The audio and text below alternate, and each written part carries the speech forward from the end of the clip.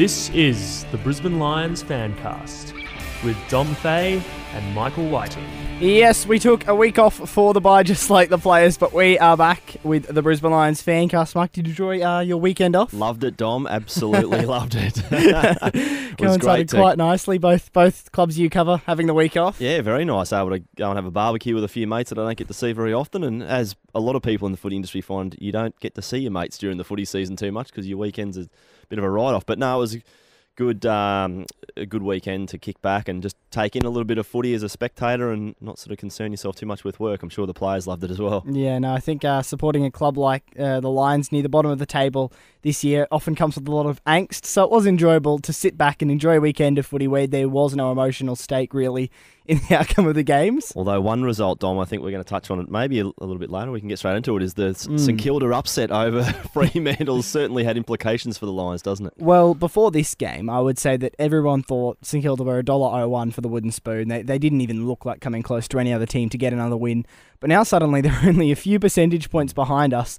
You know, a bad loss to the Gold Coast on Saturday night, which I don't think will happen. We will get to that later. But if it did happen, suddenly we're back on the bottom. There's 4 teams with the same wins, and there's a bit of a discrepancy in the percentage. From St Kilda and Brisbane are quite close, and then I think it's GWS and Melbourne off the top of my head that are joint with them on 4 wins. So it's a real race. Can you call it a race when you're going for last? I don't know, but it's certainly it's hotted up down that bottom end, hasn't it? And I don't think there's always this debate about high draft pick versus, you know, number 1 pick versus wooden spoon. I don't think you want to end up with the wooden spoon. This year there's no clear-cut number 1, so I don't think there's any talk of that going on. You're going to get a good player, whoever you take with your number 1, 2, 3 or 4. So you are fighting desperately to get off the bottom, and there's a bit of an opportunity this weekend. Well, this is possibly, many would say, probably the last genuine opportunity for the Lions to get a win for the rest of the season. The draw doesn't get much easier after this one.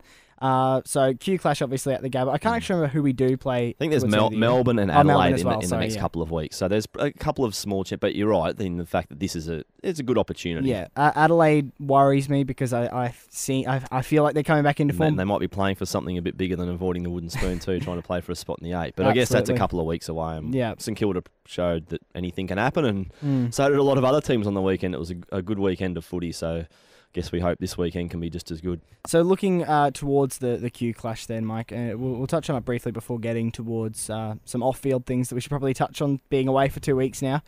What are your thoughts heading into this game? For me, I probably would say it is the most I've anticipated a Q Clash, probably the most, well, definitely the most on the line at a Q Clash. Yeah.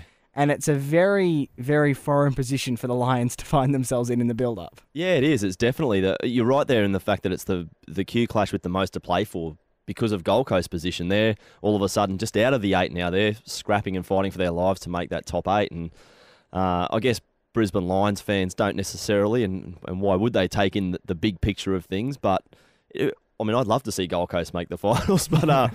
So it leaves you a little bit betwixt and between this weekend and how to view the match. But it's certainly got a lot on the line. We've touched on Brisbane trying to avoid the wooden spoon, Gold Coast trying to get into the top 8. So there's a lot riding on it for both teams, I think. And Gold Coast has had a week now to absorb not having Gary Ablett in their team. I think that's a good thing for them. Not having Gary, but being able to absorb how to handle playing without him. And Brisbane welcome back Tom Rockliff. So, a couple of little things probably going in Brisbane's favour there. But, I tend to sort of still think Gold Coast deserve to go in as favourites. They've had a far more consistent season, and we know about their absolute glut of talent they've got across every line. So I tend to think they're going to be favourites. But Brisbane's shown enough, particularly at the Gabba, that they can push most teams this season, and I don't think that'll be any different on Saturday night. There seems to be a general feeling within the club, I believe Lepper's actually said this himself, that the Q Clash earlier in the year was the club's worst performance of the year. It wasn't the heaviest loss we've had, but it was, in many opinion, the worst we played. So there will be a lot of possibly wanting to avenge that performance in a sense. And I know that there's also a bit more on the line when the Lions probably think we can really put a dent in the Suns' finals chances as well. The question is, though, do the Suns, because we often touch on everything from a Lions point of view, but seeing as you are a Suns expert too, I want to ask this. Do the Suns, in your opinion, have enough leadership in the team without Gary to really stand up and win these games where clubs will be, like us, with nothing to lose, will be throwing everything at them? Yeah, I think they do. And I guess no one can definitively answer that until we see some evidence. We haven't had much of a chance to see any evidence yet because the stats been trotted out that the Suns have played 6 matches without Gary and they've lost all of them. But in all honesty, a couple of those, there was 2 of those in their first year. They were never going to win anyway. There was 2 of those in the second year. They were unlikely to win anyway. We haven't seen the Suns without Gary very often. They've still got Michael Riscatelli, who's interestingly enough, obviously a former Lion, but he's probably the most experienced guy in the clinches out there on the field.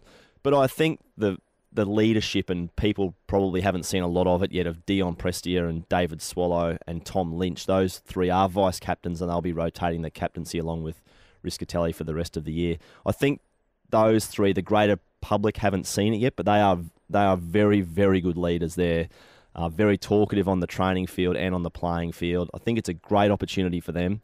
And I mean, there's still obviously a monkey on their back until they win without Gary. They'll be seeing this weekend as a great opportunity to shake that.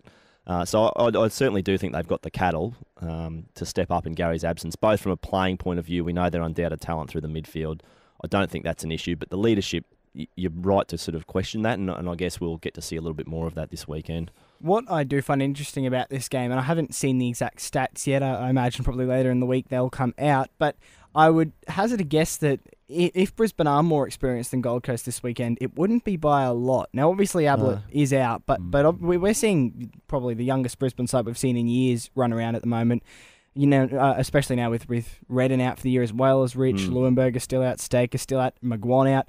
You know, we're seeing a very young side run around, and in a sense, I wouldn't be surprised if Brisbane actually were, on average, younger and less experienced than the Gold Coast this weekend. I think you're right. It'd certainly be pretty close. I remember looking earlier this season, only a month or 6 weeks ago, when the Lions played GWS, and I thought they would be relatively close, but there was Jonathan Brown played that game, and that was 250 games experience. I think there was only sort of 400 or 500 games difference in experience between the Giants and the Brisbane Lions, and you take out Brownie's 250 and you take out Reddo's 110, and those 2 lists start levelling up, and we know that Gold Coast are probably slightly more experienced than GWS, although not by a great deal. So you're right, they're probably going to be quite level in terms of experience, but probably the one advantage Gold Coast have there, as well as they've played together for 3 or 4 years, whereas the Lions are there's a few guys that have played for 7, 8, 10 years. There's a few guys that have played for 1 or 2. They don't quite have that chemistry yet, whereas the Gold Coast, despite being inexperienced, certainly have a lot of chemistry together. Yeah, a little bit more on the line too, heading towards the end of the year too, with I would say James Asian Lewis Taylor being right in the running for the Rising Star Award, probably up against Marcus Bontempelli. I'd say is going to be Asia's main competition for that award. Many say it's a bit of a meaningless award, but it is obviously one you'd rather win than not. Oh, absolutely, and great exposure for the club as well, to show that there was everyone's talked about the great amount of talent from last year's draft, and if you can top that class in your first year, you'd be pretty, that's nothing to be sneezed at. No, nothing at all. But another interesting point will be to see who of the young kids will be able to maintain their effort and intensity all throughout the rest of the season. Lepper flagged it, I think, after the Richmond game, saying that, now, obviously, we commented on it, I think, on the show, when he said finals are no longer a mathematical possibility. We've got a bit of a laugh about that. But, he said it's going to be interesting now to see how they maintain it throughout the rest of the year. So that'll be another thing. Will they look freshened up after the bye, or will they look exhausted, as many players do towards the end of their first seasons? There really is a lot of interest in Saturday night's game. Yeah, there's a lot, and you said it at the start of the show. It's the most interest you've probably had in a Q Clash, and it's certainly, I'm always interested because I cover both teams, and I like seeing them up close and going head to head, but this one definitely for me, other than maybe the first one, there was a little bit of interest in, but even that was meant to be a landslide win to Brisbane and didn't turn out to be. And 1 or 2 since then, there's been a little bit of interest because teams have been up or down at given times. But this is definitely the one with the most question marks over it. And it's Gold Coast without Gary Ablett. It's Brisbane in the post-Jonathan Brown era. We get to see all these things on the field at the one time. Yeah, we'll get to our tips at the end of the show. Just before we move on to our interview with Michael Close, though, I want to touch on the CEO dilemma, I guess. Probably the wrong word for CEO. it. It's been probably a longer search than many expected. I remember you said gut feel, no information, just a gut feel. Earlier in the year was you thought the end of June we may have heard something, and here we are nearing August, still nothing. The latest news is that Carlton have appointed Stephen Trigg, who was originally, some said, on the Lions shortlist. So there's one candidate off the shortlist. Where is the hunt for the CEO currently? They're very close. I think we certainly know for a fact, very, very close to the Lions making a decision. Could be as soon as this week. Hopefully not before this show's gone to air. Could be as soon as this week.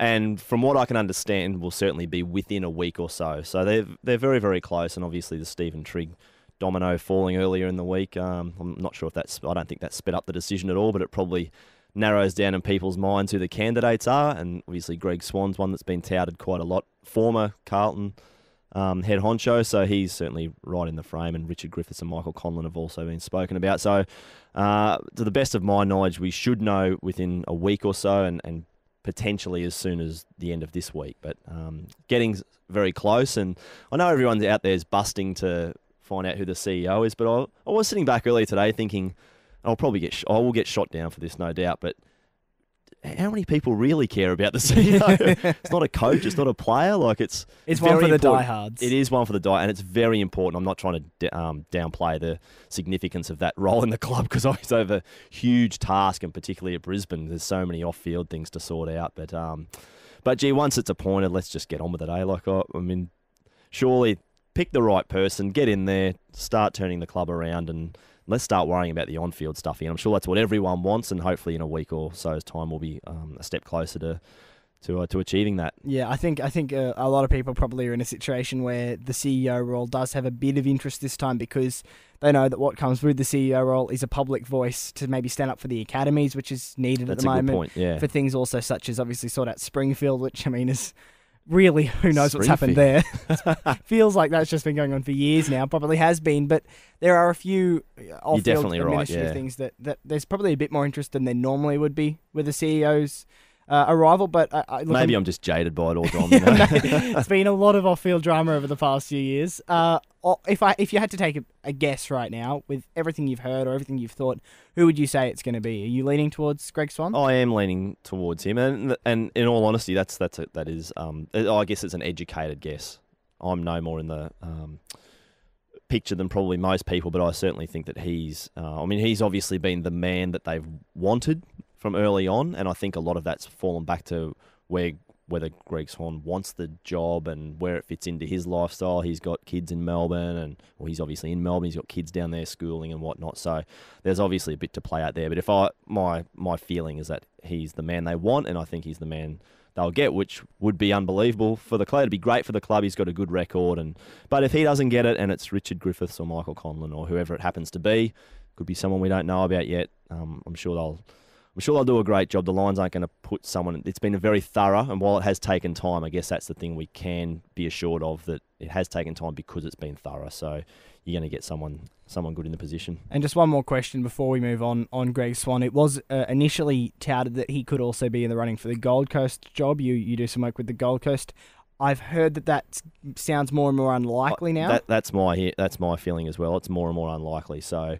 I mean, it's hard to say a line's been put through it, but I think it's unlikely, yeah. That's right. So Brisbane are probably the leading candidate for Greg Swan currently. We'll see how that unplays. We could be absolutely made to look like idiots on this show next week, but I definitely think that's the case. All right, we will move on now back to the on-field situation. We're chatting to Michael Close on the Fancast after this. The best way to keep track of everything Lions is to head to lions.com.au.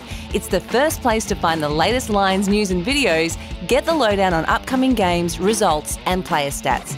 There's also great ways to interact with live chats, downloads and Player of the Year voting updates. And with a social media hub, you can connect with all the Lions social media activity. lions.com.au. Everything Lions, all in one place.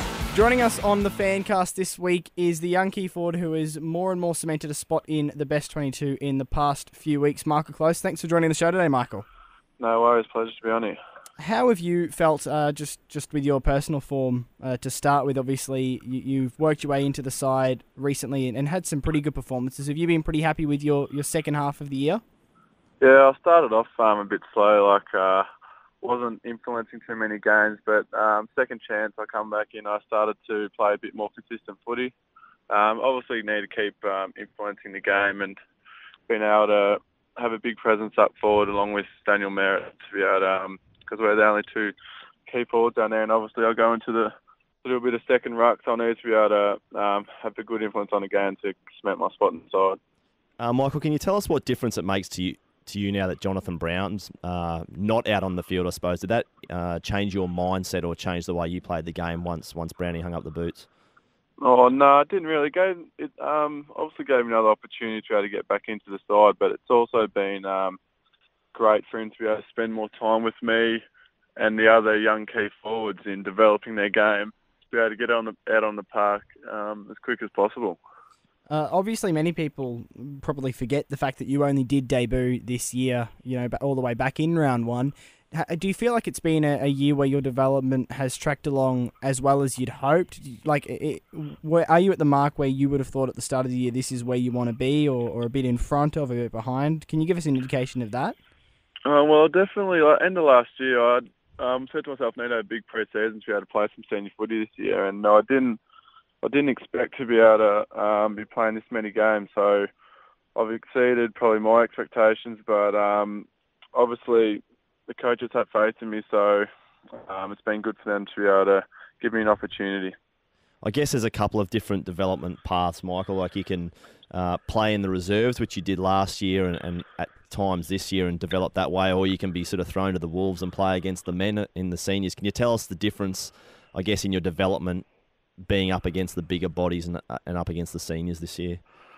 Yeah, obviously, I did play a lot of my footy, all my games last year in the NEFL, and to be able to play AFL, it obviously does fast-track your development, playing against better opposition, so you're learning how to play them rather than in a lower grade in the NEFL. So to be able to play at the senior level, obviously fast-tracking my development and allowing me to play some better footy quicker than if I was in reserves.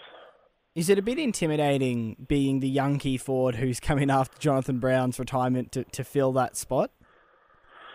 Oh, people try and say that you're next Brownie, but really, I've got my own expectations on myself, and it has nothing to do with what Brownie says about what Jonathan Brown has done. But he's obviously working with me, so I wouldn't say it's put any pressure on myself for that. And can you put us in the picture a little bit, Closey, when just working one-to-one with Brownie, what that's like? We've all seen what he's like as a player and a bit of a bloke off the field, but can you tell us what it's like being able to be up close and have him tutoring you as often as he is? Yeah, he's great. He's a good leader and he's obviously one of childhood dreams, so it's good to be able to. He's been teaching me a lot of his craft of the game, so it's just been doing all the basic stuffs, and then over time I'd be able to develop little tricks in my game that'll help me, get 15 disposals instead of 12 disposals. So he's been great to work with. He's a good leader and he's a good talker, so he knows how to get the point across to you, and he's an honest bloke. So what is the current setup? How often per week do you get to work with Brownie? So on each Monday I'd sit down with him and go through my tape, and on a Tuesday session I would work with him there, after training or before training, to be able to do just key forward specifics, and then on a Thursday as well. And obviously I'll chat to him on a Friday about opposition players to be able to how he played them and how I should try and exploit them. You'll be trying to tie him down and make sure he signs a contract to stay at the club the next couple of years then in the coaching role, aren't you? It'd be great for him to be at the club for the next few years, but we'll see how he goes. Yeah. Sorry, mate, on the field, I guess you've got, looking at this weekend's match, you've got Gold Coast, you've just come off the bye. How are you viewing this weekend's match? They're obviously without Gary Ablett. You guys have got Tommy Rockliff back. How do you view this weekend's match? Yeah, it's obviously another winnable game for us. We had a good training session yesterday. Now we had another main training session, so we trained well yesterday. So we're going to be going into the game confident, knowing that we can beat them, and we've improved a lot since we last played them. The last month or so, footy have been really competitive and been able to fight it right out to the last siren. So there's no doubt it'll be a close game, but we'll think we're a good opportunity to win it. A bit earlier in the year, the club did put a 3-year contract in front of you. I'm not entirely sure if they initiated that or you initiated that, but Was that a massive boost in your confidence, I guess, that the club was willing to commit to you on what, for a young player is a considerably long-term contract that you don't see too many of? Yeah, definitely. It's great for the club to have faith in me, and it's a two-way relationship. I have good faith in the club and knowing that it's going in the right directions, and we have the coaches and players and staff to be able to make this club a good club like it was in the 1, 2 and 3. So it was obviously a bit. I didn't really. I was surprised that they did that, but just because I hadn't played any games. But it's great for this club to be able to show faith in me and to give me that opportunity to be at the club for another 3 years. So what sort of expectations have they put on you, Michael? And I guess in terms of your development over the next couple of years, we're always told, and we can see it for ourselves, that the key position players tend to take a bit of extra time to impact games. So what sort of, is there benchmarks or expectations, or what sort of pathway? No, they haven't really put any expectations on me. They've just been trying, obviously, to put on a bit of size, so they've obviously been trying to work hard in the gym with them, but they haven't put any expectations on how many games I should play or anything like that. I know it's going to be, over time, I think it's going to get better as I get stronger and spend more time in the big league. So there's no expectations this year. There's an aspect of your game that's become a little bit of a fan favourite already, a bit of a Gabba trademark when you take a mark and quite aggressively point to the mark and make sure the man doesn't step over the mark at all. Is that something that's been part of your game for a while, or is that something you've developed this year? Oh, it's probably something I developed this year. It's just, I don't have the biggest kick on me, so I need every metre to be able to get. So I think I gain an extra metre when I push him back off the mark there, which is handy. But yeah, I have a set shot routine now, and to be able to get that extra metre is handy. Mate, I think I could have this a couple of weeks ago. You played, maybe 3 or 4 weeks back now, you played a game, and I think you had 15 touches and 8 marks and a goal or 2. Yeah, North Melbourne. Yeah, the North game. Was that a game that gave you like a heap of confidence? It was one where you really contributed to the victory? Yeah, definitely. That was obviously a great win. Well, obviously for Brownie, but obviously for me to be able to have a good game against a good opposition. That was a standout game for me, and it gave me a lot of confidence to know that I can do that in the big time. So obviously a few games left before we wrap up season 2014, a few pretty tough ones in there too. What are your goals in those final few matches heading into the pre-season for yourself? Obviously to finish off the year well, to play some consistent hard footing, obviously get a few wins. Like on the weekend, it showed that anyone can beat anyone with St Kilda, beating Fremantle, and GWS almost beating Geelong, and Port Adelaide almost getting rolled. So we know if we're going in the game well that we're confident we can roll over any side. Well, all the best with the rest of the season. A few of the people we've had on the Fancast this year have had very rich form after our interviews, so hopefully that continues with you against the Gold Coast this weekend, and thanks for joining us today. Well, let's hope it does too. Thanks very much. See you later, boys. This weekend, the reserves are at Cooperoo at midday on Saturday against the Suns reserves, and then at the Gabba at 4:40 later in the afternoon. Obviously, the Q Clash. As we've been chatting about a fair bit on the show so far, Mike, it's one of the, if not the most anticipated Q Clash so far, with a lot on the line. How do you see this one playing out in terms of a overall result? Well, you know what I did last time on this show, Dom. Oh, yes. For the first time, you tipped the Lions. When I didn't, and yes. What happened? They lost, so... Yeah, I wasn't going to gloat about that one, but now that you brought it up, I'm happy to. Yeah, I got that one wrong. And I'm tipping Gold Coast this weekend. I think, despite not having Gary Ablett, I think they've had an extra week or two to get a grip of that, how they're going to handle it. They've got a lot of class in that midfield with O'Meara, Swallow, Prestia, Harley Bennell on the outside, Jack Martin, forwards and defenders developing. So I think Brisbane will be competitive, and it's a word people we don't like hearing, but I think they'll be really competitive at the Gabba as they have been for most of the season. But I think Gold Coast will win by about 4 goals. See, I'm in a somewhat similar boat to you. This one, I think we'll see a very fired-up Brisbane, and I think we'll see Brisbane play really good football for a lot of this match. But I think ultimately Gold Coast are at a stage where they need to be winning games like this. Exactly, they just right. have to be. And there's so much more. As much as you can say it is nice to maybe dent their finals chances, I mean, the motivation for the Suns is so much greater to make finals than for the Lions to dent finals chances. So I just think with that much on the line, it's the kind of game where the Suns really should be winning. They should be, and if they don't beat Brisbane, they don't deserve to make the finals. That's the bottom line. But we saw some amazing results last weekend, which probably threw everyone. I mean, North Melbourne losing against Carlton and Port Adelaide almost being upset. Probably should have been upset by Melbourne. Of course, St Kilda getting over Fremantle. The Giants, running Geelong until the end. Like, it was an amazing weekend. So, and these two teams aren't as far apart as some of those matchups were. So I wouldn't be surprised. So you're basically saying Lions by 60? Is that what I can take out of that? No, I think Gold Coast I definitely think Gold Coast will win. I guess, who knows what can happen, as we saw last weekend, but I think the Suns should win by 4 or 5 goals. Just a bit too much class for Brisbane this weekend. Yeah, I'm thinking a pretty similar margin. Just before we do wrap up, we should also very briefly mention, great to see Nick Robertson re-sign for 2 more years in Ryan Buick for an extra year as well. Robbo is probably one of the players who hasn't played a lot of senior footy this year compared to the other ones. He's played a fair bit, though, for a first-year player. Clearly showing a lot of faith in the club, and hopefully a few more young guns to follow too. Just loves it here, Nick Robertson, and I think a couple more of the youngsters might sign up in the very near future. But James Aish and Louis Taylor, the 2 bigger names, they're putting off talks until towards the end of the season at least. Mike, at you're least. worrying people now. You didn't need to say that. Everyone should just remember that these guys are contracted for 2 years initially. So just remember that. And but I'd be less concerned as a Lions fan than I would have been a little while ago. I think most of the guys are fitting in really, really well here. So, and Nick Robertson's re-signings and endorsement of that, I think there'll be a few more in the very near future. Hopefully you're right on that one. We'll be back next week to review the Gold Coast game. Until then, this is the Fancast. Bye.